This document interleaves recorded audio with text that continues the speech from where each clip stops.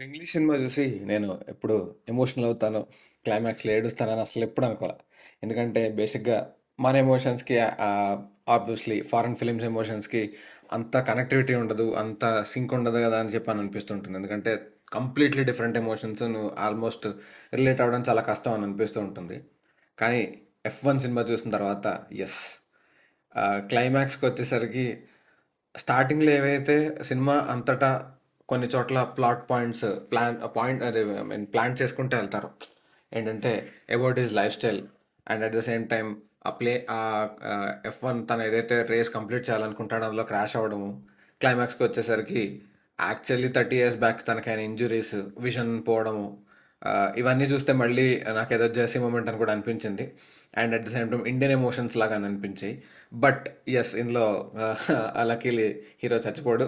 అదొకటి పక్కకు పెట్టేస్తే అండ్ వన్స్ ల్యాప్ అంతా ఫినిష్ చేసి ఇంకా టీమ్మేట్స్లో జేపీ కూడా పక్కకి వెళ్ళిపోయాక only Sonny Hayes race complete చేయాల్సి వచ్చినప్పుడు then the screenplay and the camera work at the direction the entire department like hats off to them.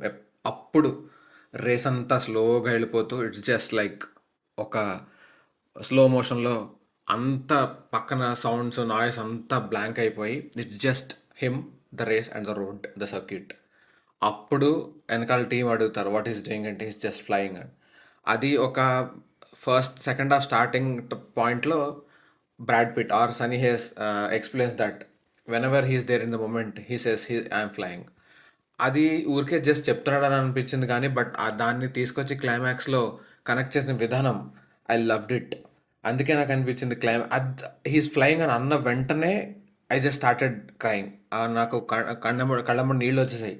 అరే వాట్ ఈస్ దిస్, నేను ఇంగ్లీష్ ఫిల్మ్ చూసి ఇంత ఎగ్జైట్ అవుతాను, లేకపోతే ఇంత అడ్రినాలిన్ రష్ వస్తుంది నాకు, దాంతోపాటు ఇంత ఎమోషనల్ అవుతానని నాకు ఎప్పుడు అనుకోలే. And I seriously miss it watching in theatres. మళ్ళీ ఒకసారి థియేటర్కి వెళ్ళి చూడాలని అనుకుంటున్నాను నేను ఫిలిం. వెల్ ఆల్ దిస్ క్లైమాక్స్కి వచ్చిన తర్వాత తను just he wanted to complete the race. Initially right from the beginning he's not just working for the money but something else అనేది అక్కడక్కడ ప్రతిసారి ప్లాన్ చేసుకుంటూ వచ్చి then it's not about the money అనేది కమ్యూనికేట్ చేయడానికి మల్టిపుల్ టైమ్స్ అది మనకి రకరకాల సందర్భాల్లో చెప్పుకుంటూ వస్తారు. Where his car gets crashed in his first circuit. తర్వాత after 30 years when he's coming back it just you will realise అది మనీ కోసం కాదని చెప్పి.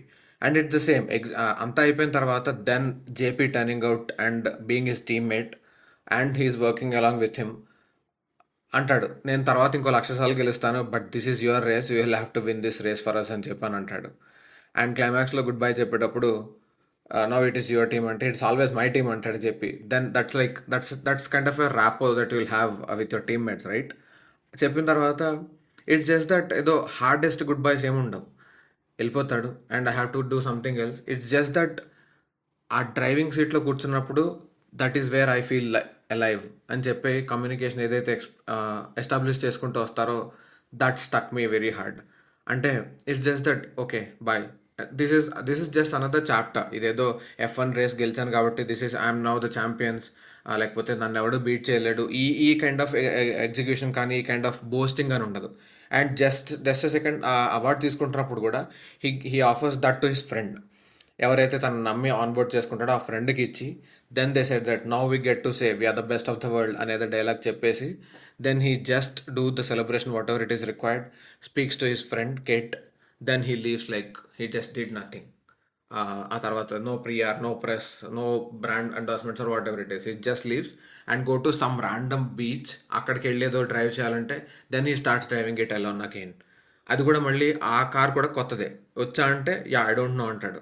And we can't pay you much అంటే it's not about just money అని చెప్పేసి then the closure starts, he starts driving that particular car. I don't know దాన్ని ఏమని పిలుస్తారో నాకు గుర్తులేదు but yes that gives his that makes him feel alive. ఈ cinema చూస్తున్నప్పుడు మీకు కలిగిన ఎమోషన్స్ ఏంటి మాట్లాడుకుందాం.